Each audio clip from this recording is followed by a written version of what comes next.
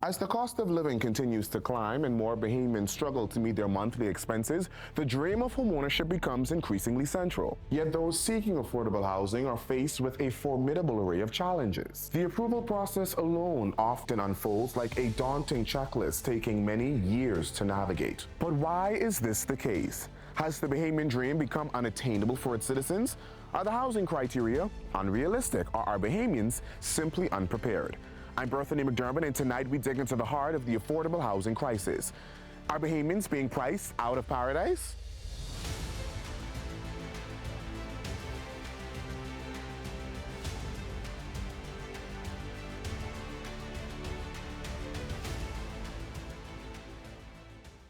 So where does the journey begin?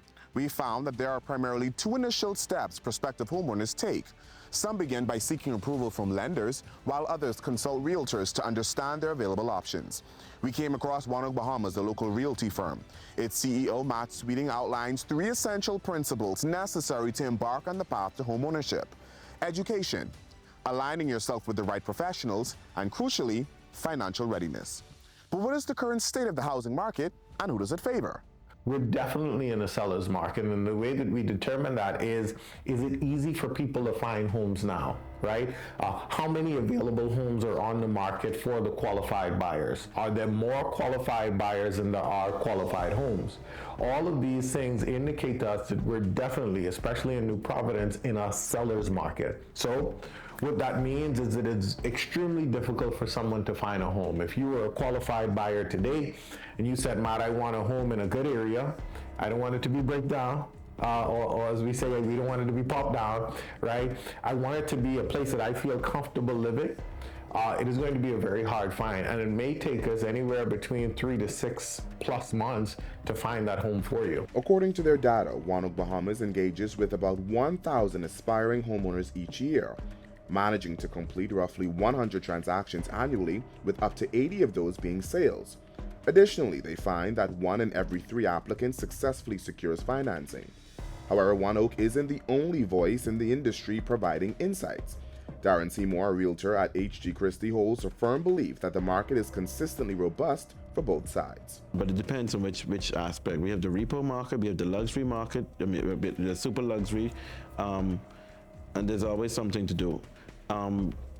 I hear a lot of persons in the market talk about a shortage that is high demand, low supply.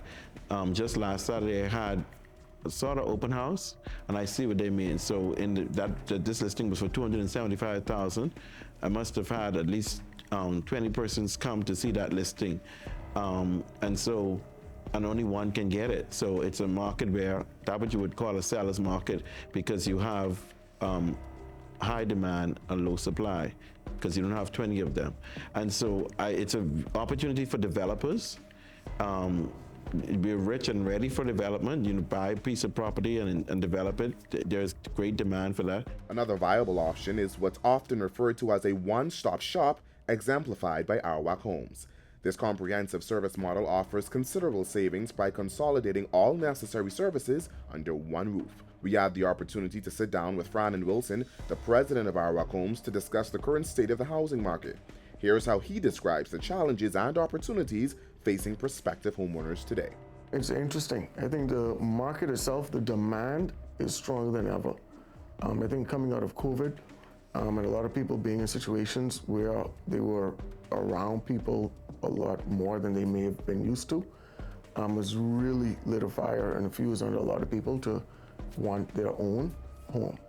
And so the demand, I don't think has ever been stronger for ownership in the Bahamas.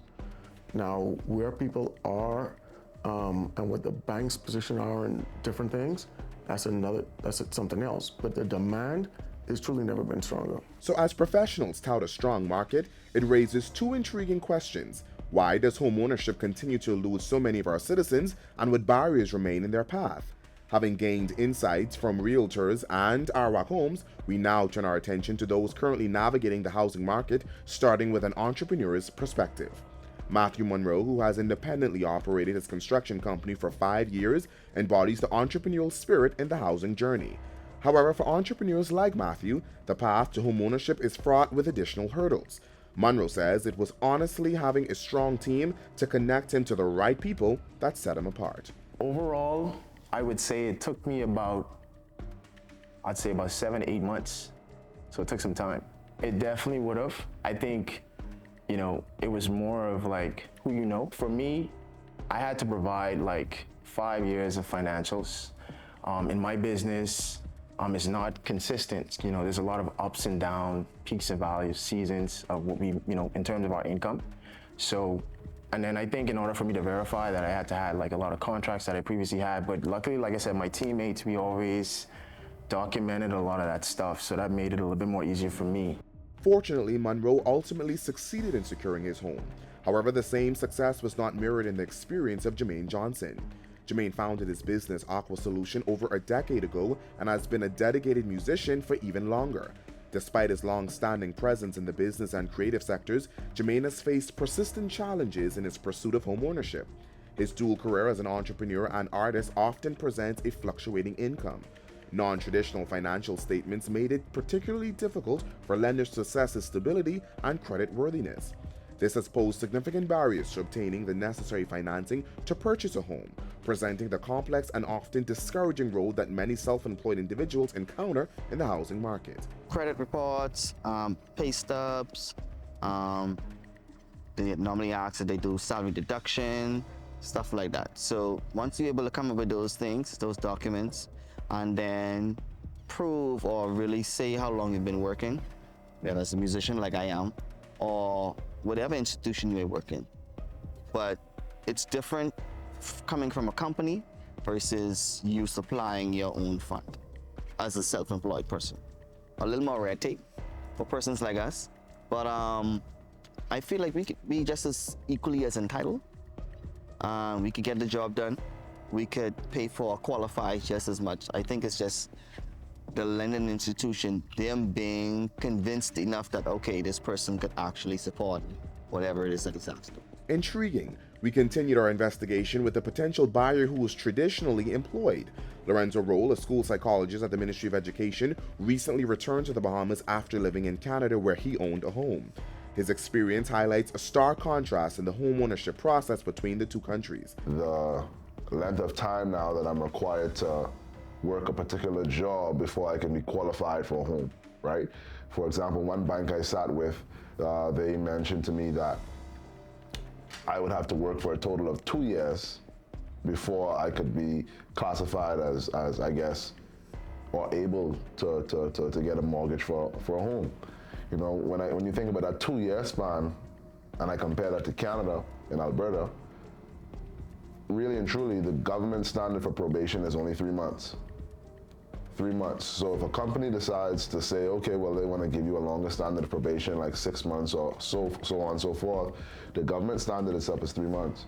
So after 3 months of working a full-time job and obtaining your down payment, right, 5%, whatever is required of you there, here, after that 5% down payment, you can go ahead and you can be qualified and pre-qualified for a home. Because some of the biggest, or one of the biggest issues you would find when you're trying to purchase a home is, not having that down payment, that down payment available. In this particular situation and this process I'm in now, I actually do have the down payment available, and this is the next frustrating part. Having the down payment available, working in a similar classified role as I did in Canada as a psychologist, right?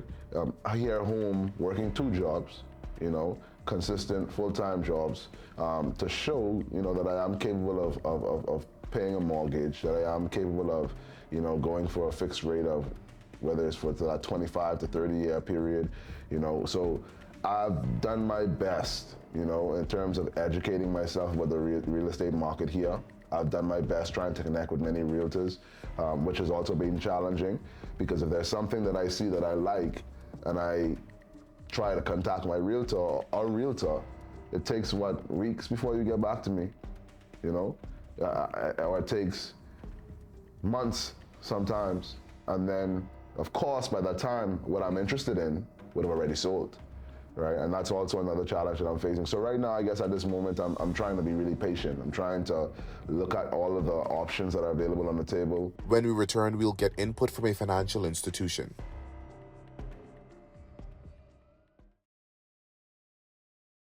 It appears that the most significant challenge encountered by many potential homeowners is securing funding. It's time to let the money talk. To understand more about this crucial barrier, we arranged a meeting with one of the major financial institutions in the Bahamas, the Royal Bank of Canada. Securing funding for a home or construction involves several steps, beginning with the bank's pre-qualification process. For pre-qualification, applicants are typically required to provide two key documents, a job letter and a payslip, which serve as initial proof of employment and income stability. Once pre-qualified, financial institutions like RBC generally require a 10% down payment on the property's purchase price. Additionally, clients are responsible for covering legal fees and closing fees, which are essentially for finalizing any real estate transaction. What we found is for entrepreneurs, a lot of self-employed individuals do not keep sound financials. So for us, it's very important for us to understand the cash flow of a business, understand, because we could know as self-employed individuals, their income would tend to fluctuate. So we would need about 2 years worth of financials. And we found a lot of persons do not keep proper financials, so it makes it very difficult for us to really pre-qualify a client or even qualify them for something.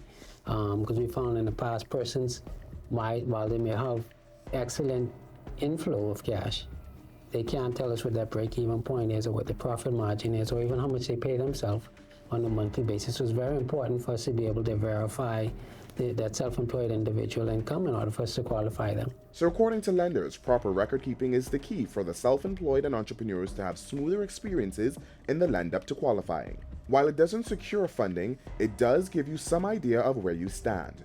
RBC also revealed their ace in the hole, having their own attorneys. This not only alleviates the hassle of searching for an attorney, but also having to be the informational bridge between them and your lender. We have a good relationship with our realtors and lawyers, and that's something we pride ourselves on. So we try to make the process as simple as possible for our clients. So we have good connection with the realtors in terms of, okay, we're offering campaigns, so the realtors, they're aware of our campaigns that we're running, and so now they're able to, when they meet with their clients, to give them upfront information before they even come to us as well. And then with lawyers, sometimes lawyers, we work with lawyers and attorneys, and they are able to provide professional service to our clients, give them the right advice. So the relationship there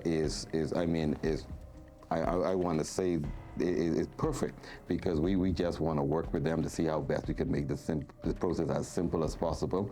So with RBC, we have a list of approved attorneys that we work with on a regular basis, and so we have that connection, and then we are able to allow our clients to choose from that list of whichever attorney they want to go through. So that relationship is pretty firm there, and it helps benefit both the bank and the client as well. Another consistent theme in stakeholder responses regarding the typical hurdles facing Bahamian buyers is consumer loans, savings, and financial literacy. Iraq Homes reports that many Bahamians approach them burdened with substantial loans, often taken out for things like vacation or cars, which complicates their ability to secure home financing. Consumer debt is the number one reason in our view why Bahamians can't own homes, why Bahamians either can't own it today or have to wait. On per capita, you bring in any two people in particular, and they should make enough money to get on, two people, if they didn't have any loans. Single people can own homes too, because you have some people who earn more than two people. But at the end of the day, it's once you get past that, when you get to consumer loans, that's what we have spent a lot of time managing. You have some people today who have $80,000 loans, vacation, car, whatever it is, but it's $80,000. That could buy a whole piece of property. So we find ourselves managing a lot of that. In 2018, a central bank report indicated that over 90% of Bahamians have less than $1,000 in their bank accounts. RBC advises that Bahamians should seek financial advice and start saving before embarking on the journey to homeownership. It goes right back to what Tori initially said around getting financial advice, having the conversations with persons, because we've seen persons out there who would start a project, not understand what it would cost to bring the project to completion, and then they're stuck by the time they come to us. So at the end of the day, before you start that journey to home ownership, because you know that is a long number of steps you have to take, come in and talk to us. And then also we find a lot of persons don't have good savings. Start with savings, because at the end of the day, you do have to come up with a down payment, you have to come up with closing costs. So again, start with the conversation, know what it is that you need to do to get into home ownership, and let us help you with that journey. We must also consider the global issue of inflation, which has caused real estate prices to surge, just like the cost of everyday items in the grocery store. The Bahamas CEO provided a stark example of this trend. A New Providence condo valued at $249,000 in 2015 soared to $449,000 in 2023. With that stat in mind, I had no other option but to ask key stakeholders the question: are Bahamians being priced out of homeownership? We're in such a very, very interesting dynamic as quote-unquote young professionals, because real estate in Nassau is becoming quickly unaffordable. We did a case study about a year or two ago called Buy Now or Rent Forever, and it was really showing the appreciation over an 8-year period on how quickly the Nassau market is appreciating. And so it is becoming extremely difficult for the young professional to be able to afford real estate. What this means is that in the next 10 to 15 years, a young professional who may still be making 40 to 60,000 may now need to consider areas that may in this time be less desirable. I think there's very little to nothing that we could do, right? We are almost like stock traders. We're like market makers. We're mediators of the market, right? And we're merely participating in what the market's going to do on its own.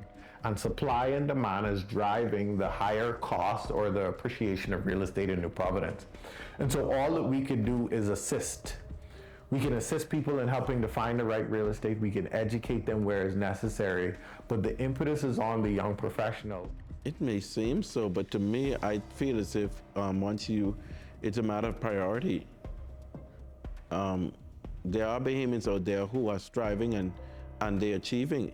There are other Bahamians who are taking their money and squandering, going on the club all night.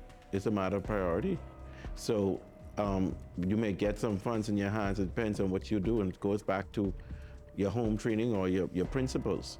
So there are opportunities. You could sit down and cry about the reality, or you could just decide that you're going to connect with the persons that are concerned, find yourself a good realtor, find yourself who could connect you with these other persons and make it happen for you. It's something where, at the end of the day, people on their journey may have to start earlier and definitely be more prudent in terms of their choices. There's a lot of it comes down to choices. I won't excuse anyone at the end of the day. Choices have a lot to do with it. Now, I also tell, especially a lot of my relatives, the younger ones in particular, one of the things that they may wish to do for young people is own their own property. Buy a lot. As soon as you start working, look to see where you want to live, the area you're comfortable with, and buy the lot. Because see, when you're talking about getting a home, you need a house and you need a lot. If you own the lot and you're paying down on that, then you really control that.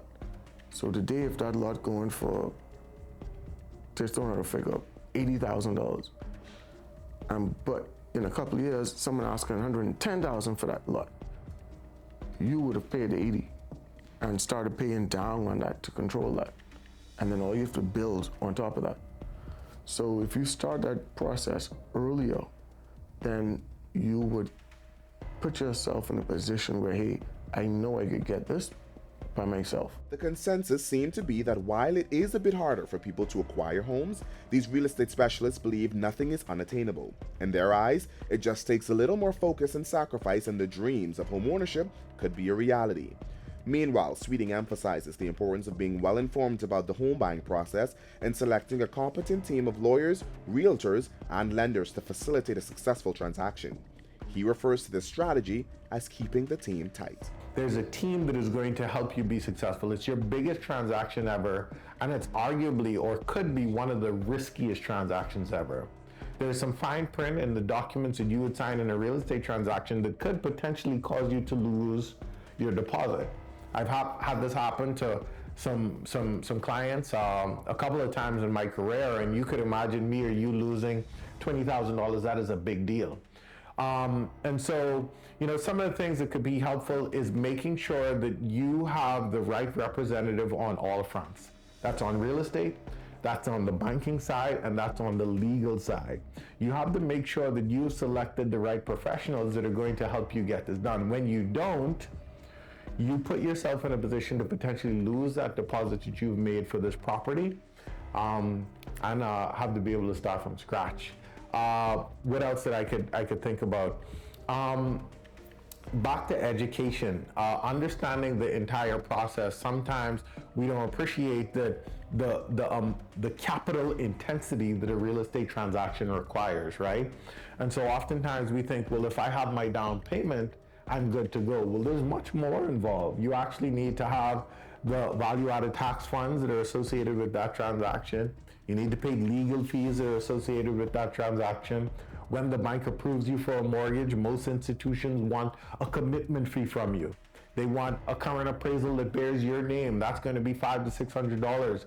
If you're doing construction, then you have to do a quantity surveyor's report. And so there's a considerable amount of additional fees that you have to pay in a lot for, and you need to know this prior to going into the transaction. When we come back, we hear about a government initiative that could be a game changer.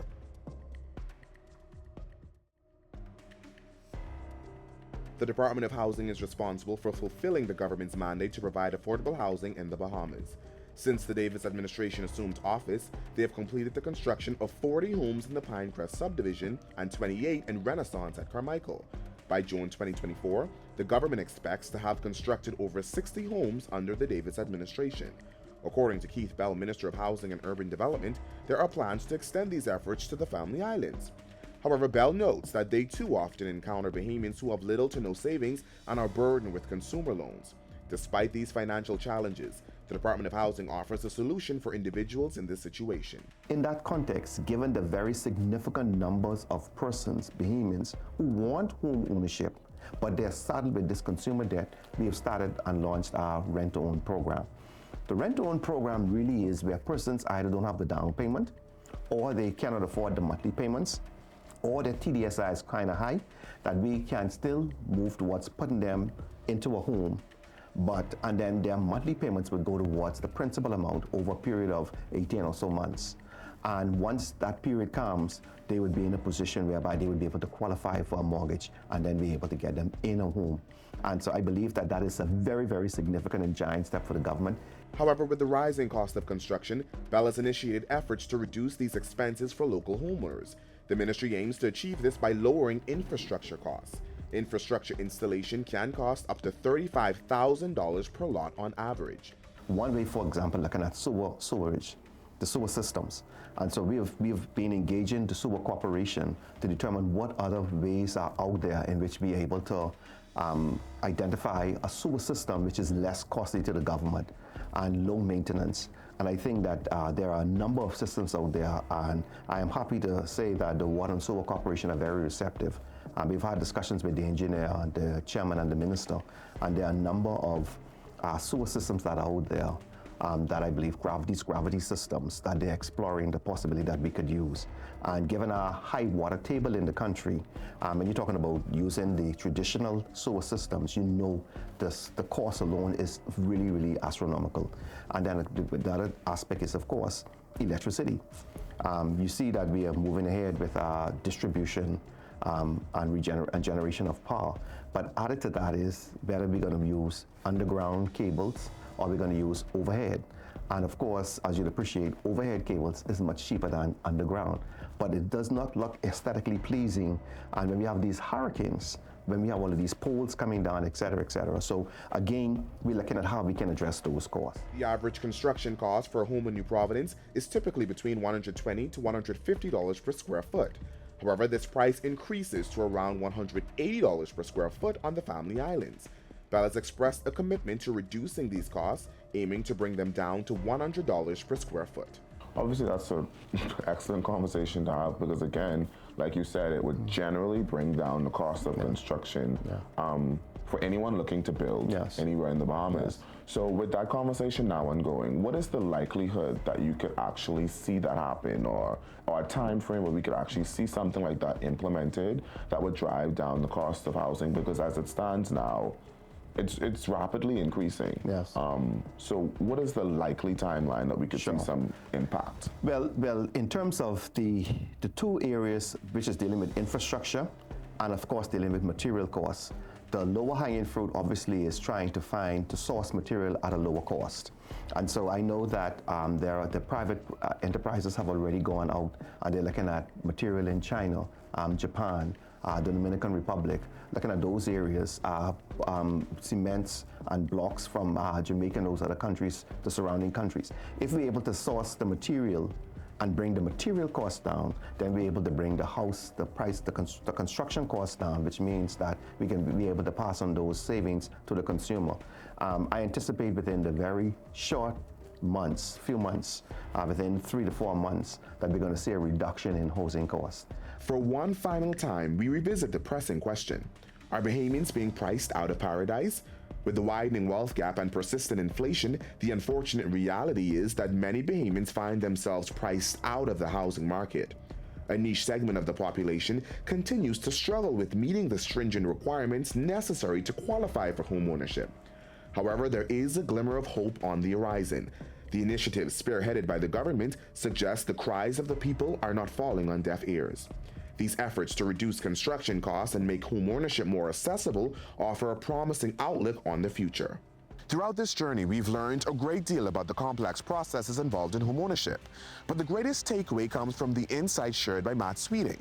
His emphasis on 3 key components: education, aligning yourself with the right professionals, and financial readiness resonates deeply. As we move forward, it's crucial aspiring homeowners stay informed, seek the right guidance, and prepare financially. While the path to homeownership may seem challenging, with the right support and determination, the dream of owning a home in the Bahamas remains within reach of many. I'm Berthany McDermott. Thanks for watching.